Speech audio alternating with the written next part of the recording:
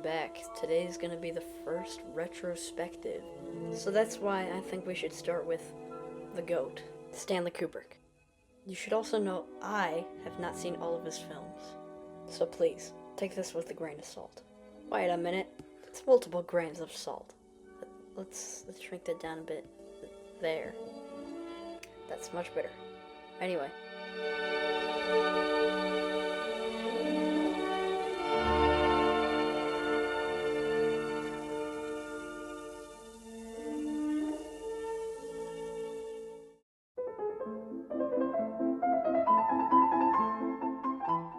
This is unfortunately my least favorite Kubrick. And no, I have not seen his first two movies. That being said, this movie's still pretty good.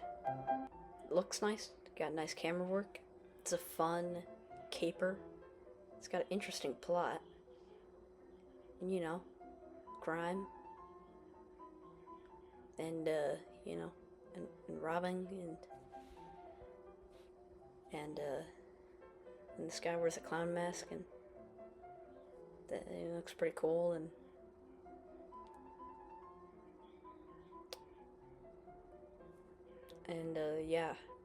yeah, the movie's good. It's a pretty solid movie. It's a fun time, but like other Kubrick movies, just have that Kubrick touch. They feel like they were made by Kubrick. They feel like a special, unique movie. And this movie is good. It is a unique movie. But I feel like it's just not as special as other Kubrick movies to me.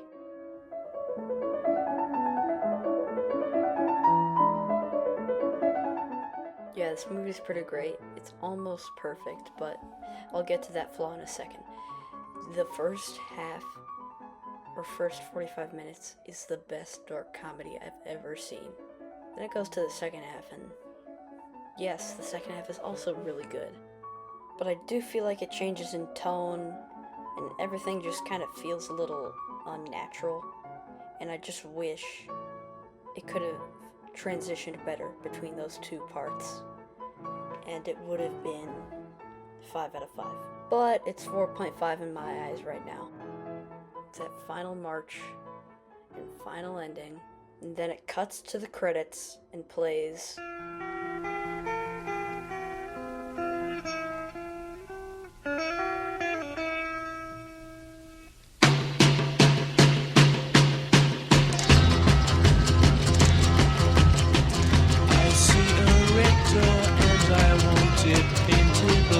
I do think this is a great movie, great anti-war message, great examples of like dehumanization and all that. Great movie. Not 5 out of 5 though.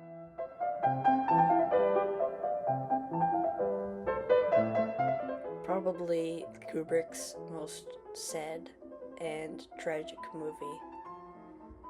This is an amazing, excellent movie. Excellent movie.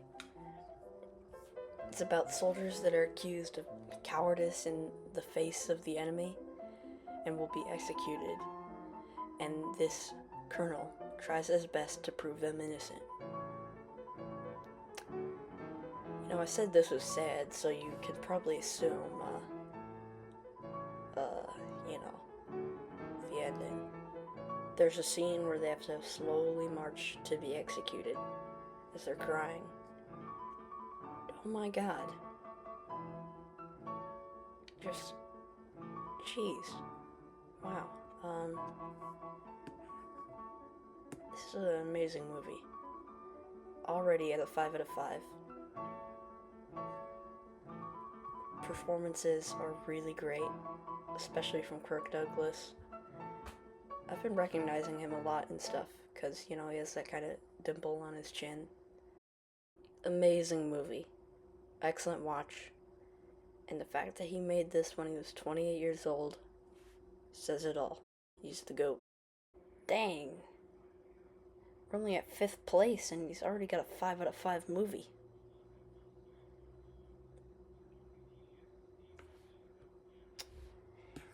Yeah, this guy's pretty good.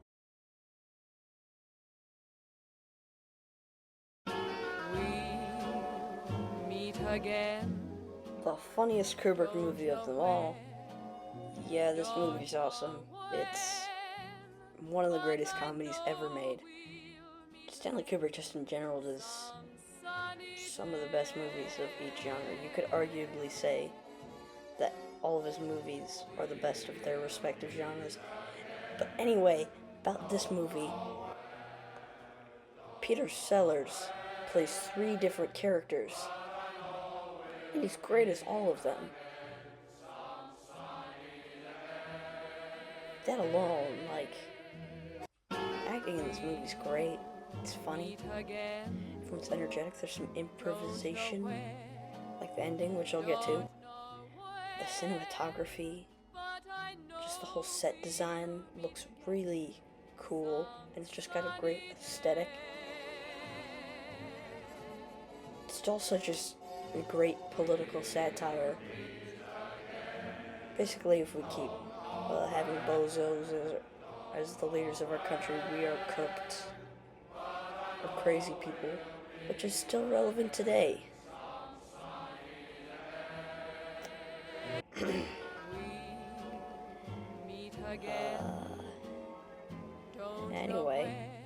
Anyway, yeah, this movie's awesome. It's amazing. That ending is one of the greatest things ever. It's somehow funny, haunting, beautiful, while it plays. We'll meet again. Don't know where, don't know when, but I know we'll meet again some sunny day.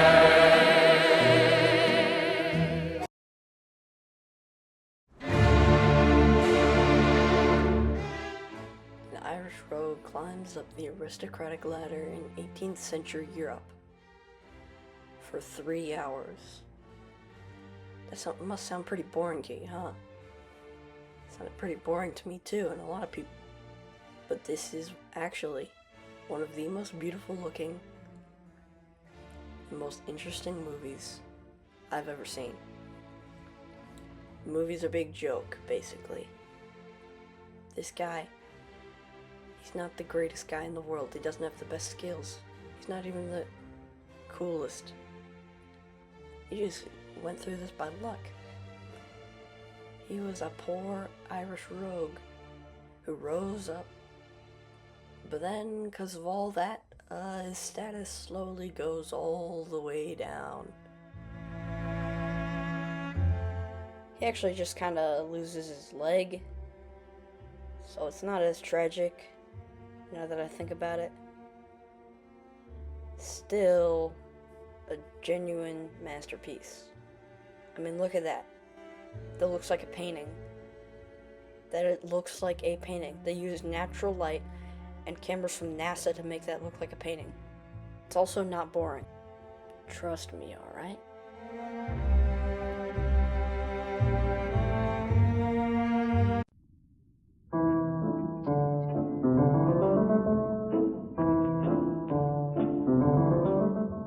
Look, even if you haven't seen it or don't know much about it, you will see references to it, like Here's Johnny or Come Play with Us, Stanley.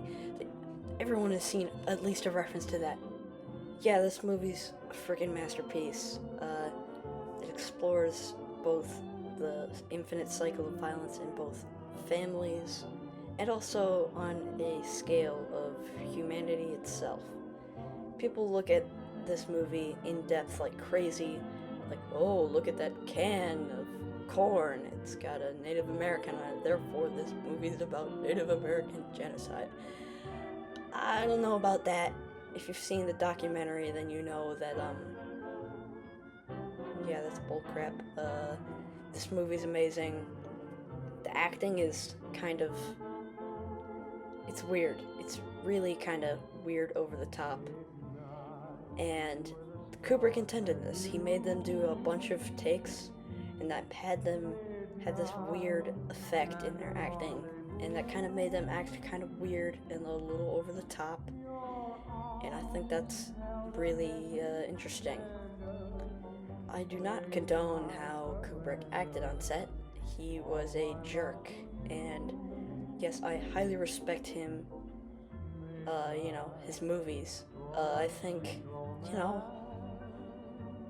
it's a really jerk thing to do, so yeah, don't be like Kubrick. Yeah, I mean, make good movies like Kubrick, don't act like him on set. But yeah, this movie's great. Some people think it's his admission to helping create the moon landing, which I will also get to in a second, which I think is his best movie. Yeah, this movie's amazing. The sets, the effects, the ghosts, everything feels alive and like a representation of evil itself. Seeing Jack, he's already kind of creepy, but this is just kind of really setting him off. And I know people have criticized this movie for, oh, he's not like the book. He used to be a regular guy and now he's evil. And in this movie, he's already kind of an evil guy, and then he turns even more evil. But I feel like that feels more real, personally, that he's already unstable, and this is what sets him off. And I feel like that's more horrifying, and a better look at abuse and violence and the cycle of it all. And I think this movie's amazing. Masterpiece. Go check it out. Kind of slow, but that's just what Kubrick movies do, you know? Also, the ending is amazing. Now let's get to number one, which I think is the best Kubrick movie, and also one of my favorites.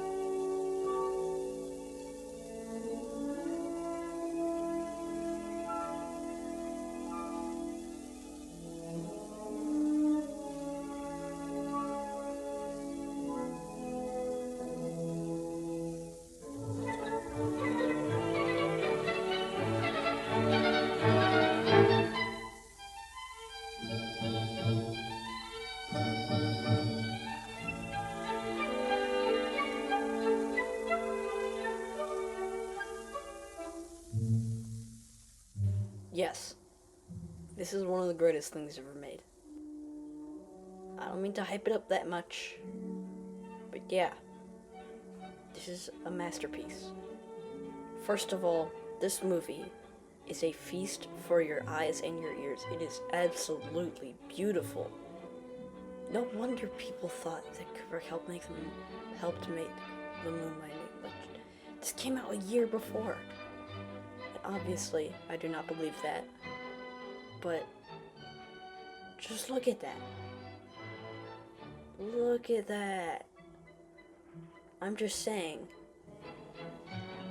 I mean, just look at it, you know? Secondly, the way that this movie explores its themes is incredible. It's probably one of the best examples of not explaining things directly to your face. It gives you a bunch of ideas that you have to work with that explain nothing. They don't explain things, but they give you a bunch of ideas and make you think about humanity, technology. Doesn't talk about it, doesn't shove it in your face. It just makes you think about everything. That's enough to say it's a full-on masterpiece.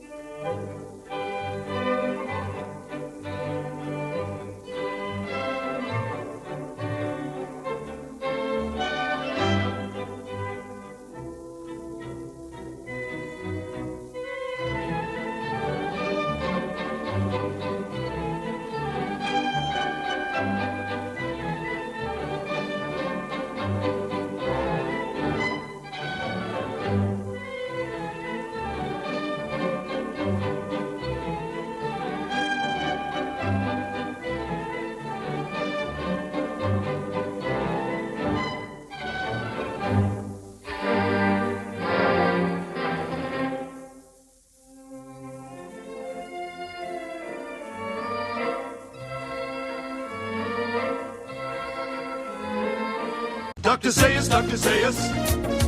Dr. Zayas, Dr. Zayas. Dr. Zayas, Dr. Zayas. Oh, Dr. Zayas. Dr. Zayas, Dr. Zayas. What's wrong with me? I think you're crazy. Want a second opinion? You're also lazy. Dr. Zayas, Dr. Zayas. Dr. Zayas, Dr. Zayas. Dr. Zayas, Dr. Zayas. Oh, Dr. Zayas. Dr. Zayas, Dr. Zayas. Can I play the piano any...